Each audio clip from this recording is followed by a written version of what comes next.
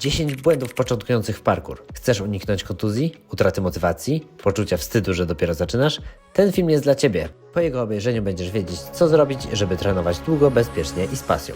Błąd pierwszy to brak przygotowania fizycznego. Żeby zacząć przygodę z parkour, musisz być sprawny przynajmniej w podstawowym stopniu. Próbowanie parkour pomimo nadwagi bądź niezaleczonej kontuzji będzie dużym błędem. Szybko się zdemotywujesz i nie będziesz mieć progresu. Parkour zawiera w sobie takie aktywności jak bieganie, skakanie, przemieszczanie się na czworaka, wspinanie, równowaga, więc musisz być na nie gotowy. Ćwicz z masą własnego ciała, zadbaj o mobilność i rozciągnięcie, a będzie o wiele łatwiej. Punkt drugi to skoki z wysokości. Nie rób tego. To częsty widok, gdy początkujący szybko decydują się na skakanie z dużych wysokości. Na początku, gdy nauczysz się jako tako techniki lądowania, może Cię kusić, żeby wejść na wyższy murek, ale powtarzam, nie rób tego. Szybko to doprowadzi do zużycia stawów i nie poskaczesz za długo. A przy złej technice momentalnie nabawisz się kontuzji. A jeśli masz trochę wyższą przeszkodę, obniżać swój środek ciężkości, żeby zeskok obciążył Cię jak najmniej. Punkt trzeci. Przecenianie swoich możliwości. Tak, każdy chciałby robić super wielkie skoki niczym Dom Tomato i przełamywać strach, ale na początku nie tędy droga. Jeśli dopiero co nauczyłeś się jakiejś techniki lub triku, powtarzaj go często, w podobnych warunkach i nie porywaj się na dużo większe odległości lub wysokości.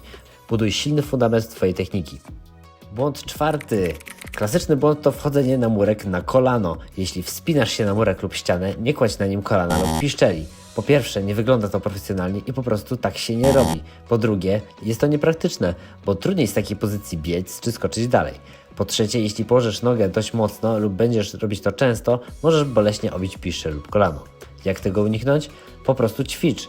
W podporze na murku podnoś biodra, spinając mięśnie brzucha, wtedy znajdziesz miejsce na swoją nogę.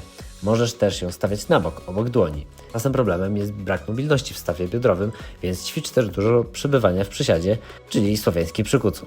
Punkt piąty. Nie podpieraj się na palcach. Niektórzy mają taki nawyk i jest on błędem. Kładź na murku całe dłonie. Jeśli będziesz podpierał się na palcach przy skokach, możesz je sobie uszkodzić. Jedynym wyjątkiem są pompki na palcach, ale one sprawdzają się tylko jako ćwiczenie siły chwytu. Błąd numer 6. Niedokładność. Nie zadowalaj się po prostu zaliczeniem jakiegoś skoku. Jeśli trochę się bałeś, albo dopiero co, czego się nauczyłeś, powtórz to kilka razy, aż będziesz zadowolony w pełni z tego wykonania. Dobra i dokładna technika to nie tylko ładnie wyglądający parkour, ale i mniejsza szansa na kontuzję. Błąd 7. Sztywność, brak luzu i rytmu. Na początku myśli się bardziej, żeby zaliczyć daną technikę, to nic złego, ale po jakimś czasie myśl o tym, żeby płynnie łączyć techniki. Dobre będzie nagrywanie się, żeby zobaczyć błędy i momenty, w których miałeś przestój. Punkt 8. Nie zniechęcaj się.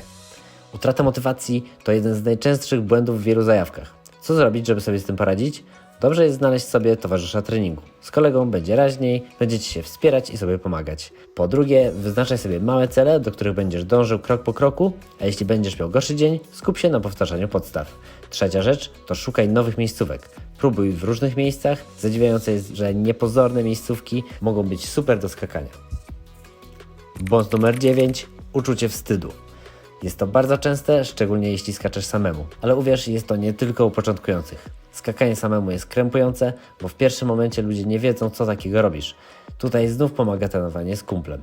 A jeśli trenujesz samemu, znajdź sobie jakąś ustronną miejscówkę, gdzie nikt Ci nie będzie przeszkadzał. Możesz też założyć słuchawki, żeby słyszeć tylko muzykę, wtedy padniesz w stan flow. Punkt 10 to oczywiście niesubskrybowanie tego kanału, dlatego daj teraz subskrypcję, kliknij powiadomienie i napisz komentarz, który błąd sam popełniałeś na początku przygody z parkour. A ja zapraszam Cię do obejrzenia innego filmu Parkour jak zacząć 6 rad dla początkujących.